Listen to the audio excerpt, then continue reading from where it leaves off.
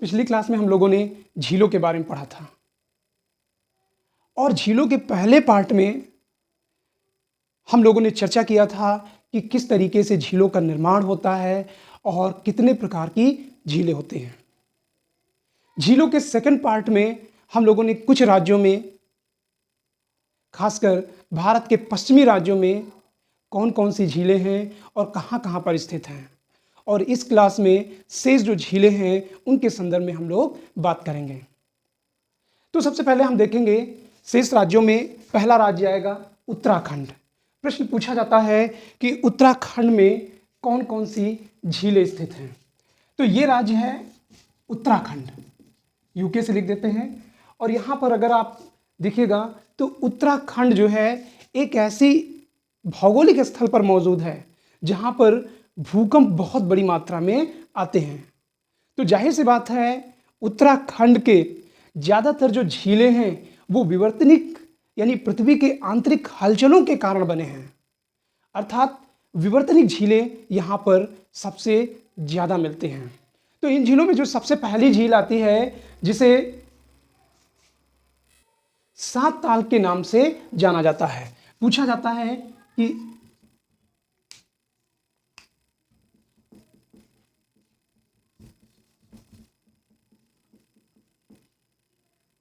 सात ताल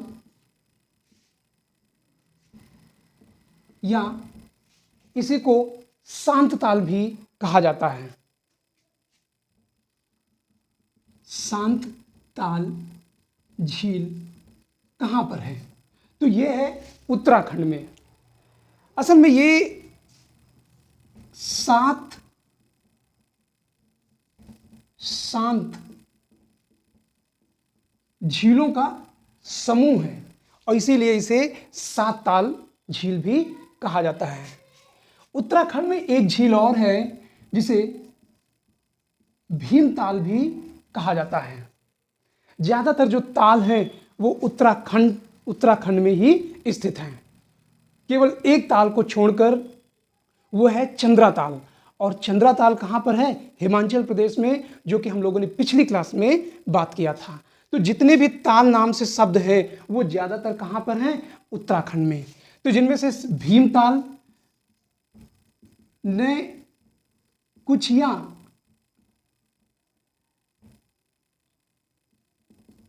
ताल, तो ये पूछा जाता है नौकचिया ताल या नकुचिया ताल ये कहाँ पर है? तो ये कहाँ पर है? उत्तराखंड में। फिर एक और झील आती है जिसका नाम है खुरपा ताल। खुरपा ताल, तो खुरपा ताल कहाँ पर है? ये भी उत्तराखंड में है। एक है नैनीताल, तो ये भी कहाँ पर है? उत्तराखंड में है। यहाँ पर 2 झील और है जिनमें से एक का नाम है पूना ताल। पूछा जाता है पूना ताल कहाँ पर है? तो पूना ताल उत्तराखंड में है। और एक ताल यहाँ पर और मौजूद है समताल, तो समताल भी जो है कहाँ पर है? उत्तराखंड में। तो इस तरीके से आप देखेंगे उत्तराखंड में कई झीलें हैं और इनमें से ज़्यादातर झीलें जो है कैसी हैं? विवर्तनिक हलचलों के कारण बनी हैं, जिसमें से 7 शांत झीलें जो है ये पक्षियों के लिए जाना जाता है।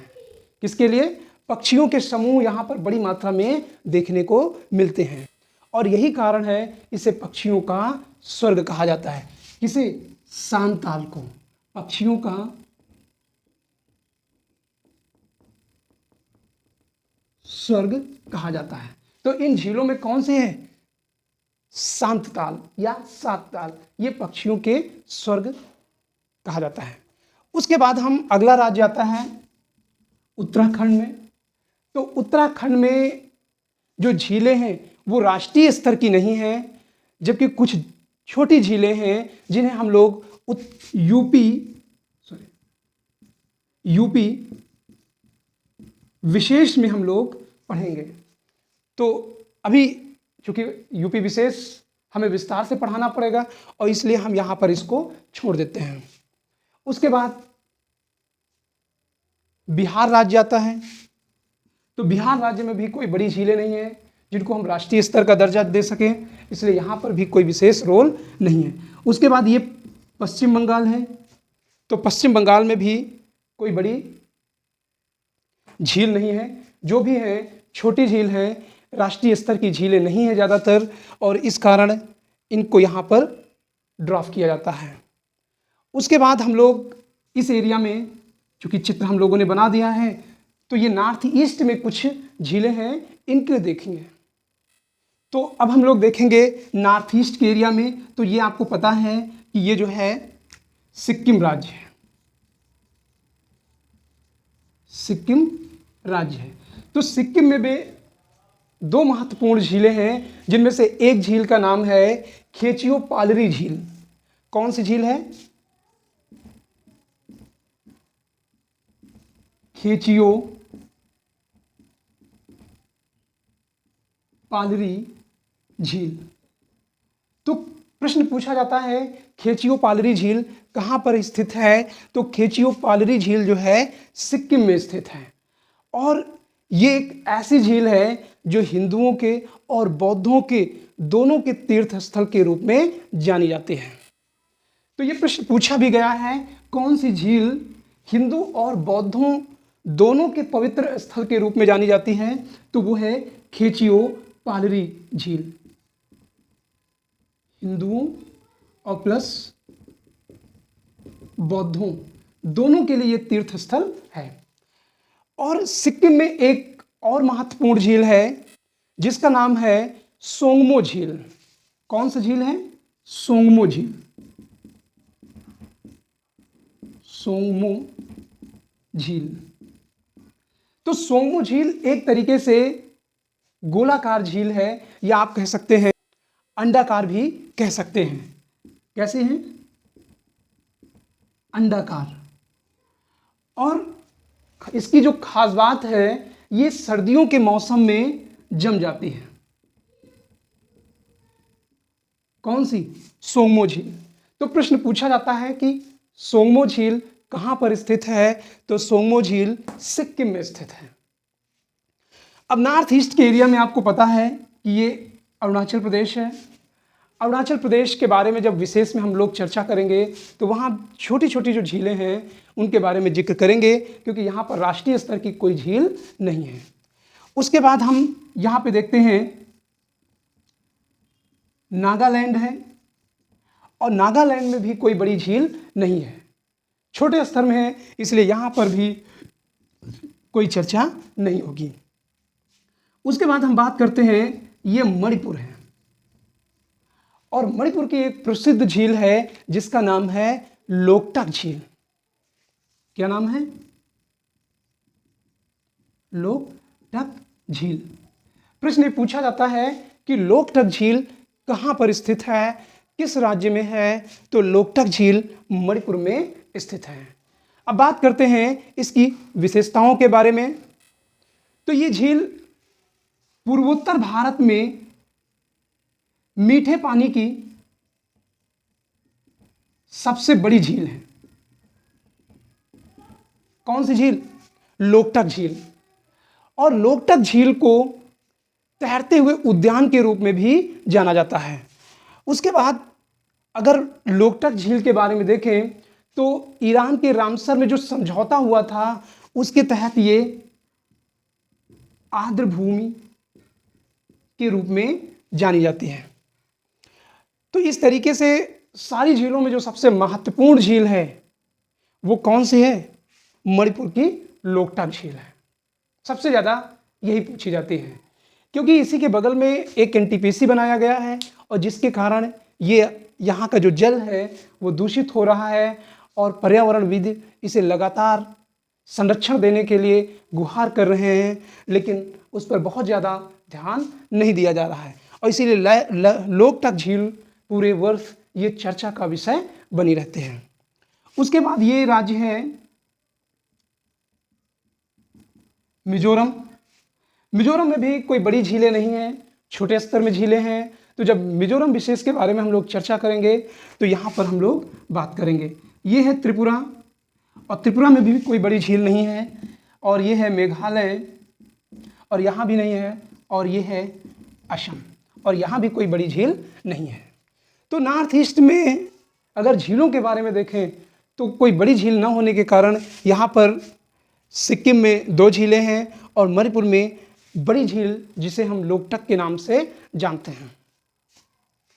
तो इन झीलों में, इन क्षेत्रों में इतनी झीलें आती हैं। शेष चित्र बना के हम और झीलों को समझाने की कोशिश करते हैं। दोस्तों, शेष झीलों में हम देखेंगे ये है उड़ीसा राज्य, और जिसे वर्तमान में उड़ीसा के नाम से जाना जाता है। तो यहाँ पर एक बहुत ही महत्वपूर्ण झील है जिसका नाम है चिल्का झील, और चिल्का झील का जो एरिया है वो इस तरीके से है, और इस झील का नाम क्या है? चिल्का झील।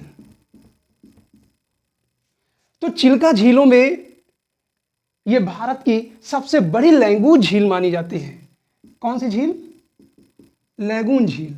और लैगून झील की जो विशेषता होती है वो 3 तरफ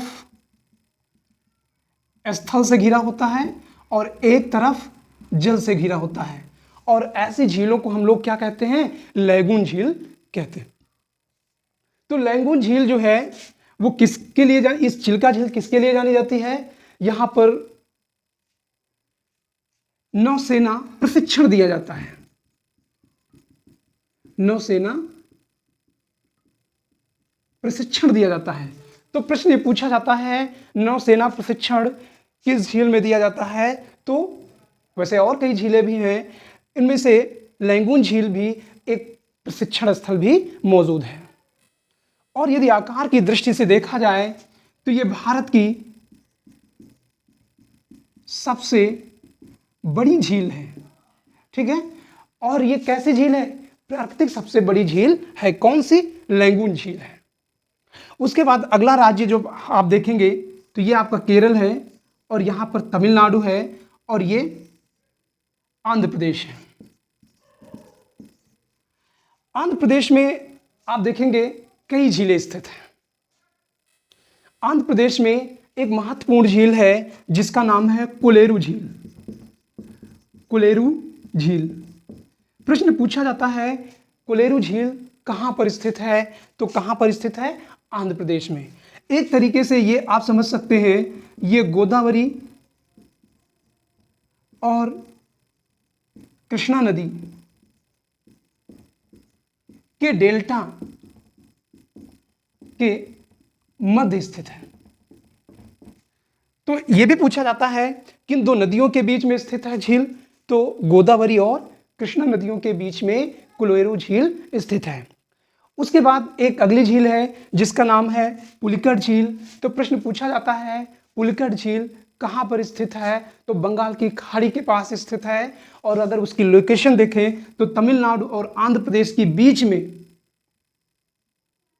यहां पे एक द्वीप स्थित है, और यही झील क्या कहलाती है?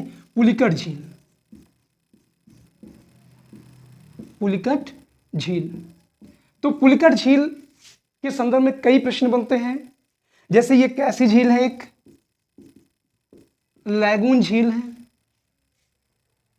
कहां पर स्थित है? तो आमतौर पर यह कहा जाता है कि ये आंध्र प्रदेश में स्थित है, लेकिन अगर एक्चुअल स्थिति देखा जाए तो ये आंध्र प्रदेश और तमिलनाडु की सीमा पर स्थित है। या आप कह सकते हैं ये पुलिकट झील के मुहाने पर कौन सा द्वीप है? तो ये श्री हरिकोटा द्वीप स्थित है। कौन सा द्वीप है? श्री हरिकोटा द्वीप स्थित है। तो इस तरीके से यहां पर झीलों का एक बड़ी क्रम देखने को मिलता है। तो पुलिकट झील कहां पर स्थित है? आंध्र प्रदेश और तमिलनाडु की सीमा पर स्थित है।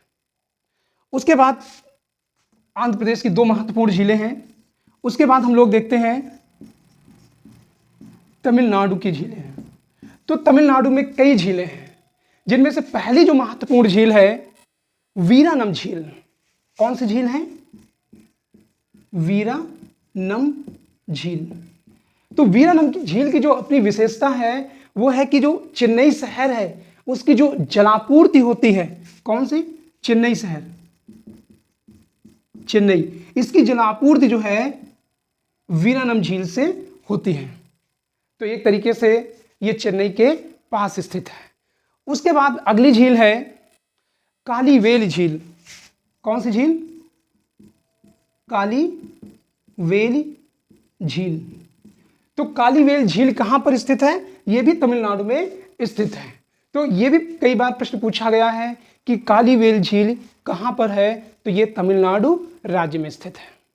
एक बार पूछा गया स्टेनले जलाशय कहां है, तो स्टेनले जलाशय तमिलनाडु में है। स्टेनले जलाशय तमिलनाडु की एक और महत्वपूर्ण झील है चेंबर मंबकम झील। कौन सी झील है? चेंबर मंबकम झील। चेंबर मंबकम झील। और चेंबर मंबकम झील से जो है चेन्नई शहर की भी जलापूर्ति होती है। तो चेन्नई शहर के लिए वीरानम और चेंबर मंबकम ये दो झीलें हैं जहां पर तमिलनाडु के लिए चेन्नई के लिए जल पहुंचाते हैं। इसके बाद हम लोग देखते हैं भारत में 5 ऐसे राज्य हैं जो स्थल रुद्ध हैं। तो वहां पर भी कुछ ऐसे 2 झीलें स्थित हैं, जिनमें से पहला है हरियाणा।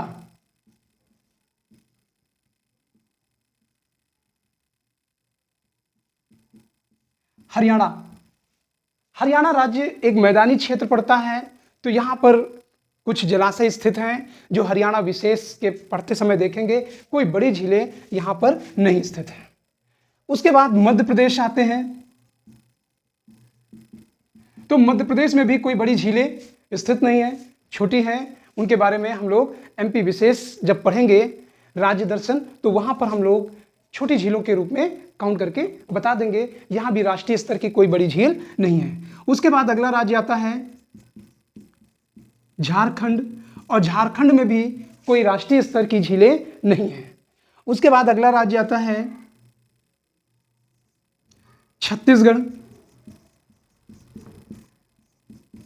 और छत्तीसगढ़ में भी कोई विशेष झीलें नहीं है, छोटे स्तर पे हैं। उनको बाद में बताया जाएगा जब राज्य दर्शन पढ़ा जाएगा।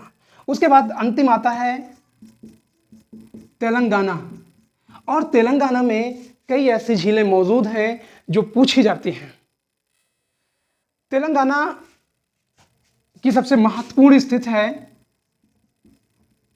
हैदराबाद के पास मूसी नदी है, और मूसी नदी के पास ही एक झील है जिसका नाम है हिमायत सागर। तो हिमायत सागर झील कहां पर स्थित है? तो ये हैदराबाद में है। किस नदी के पास है? मूसी नदी के पास है। किस राज्य में है? तो ये तेलंगाना राज्य में है। उसके बाद एक और झील आती है जिसका नाम है हुसैन सागर। कौन सा? हुसैन सागर।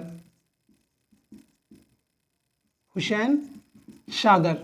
तो प्रश्न पूछा जाता है हुसैन सागर झील कहां पर स्थित है? तो हुसैन सागर हैदराबाद के पास स्थित है।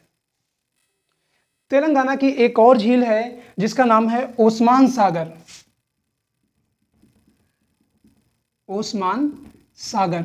तो ये यहाँ के जो नवाब थे हैदराबाद के, तो उन्हीं के नाम पर है। तो ओस्मान सागर भी कहाँ पर है? हैदराबाद के पास ही स्थित है। और ये ओस्मान सागर एक कृत्रिम झील है। कैसी है? कृत्रिम झील है, अर्थात मानव द्वारा निर्मित है।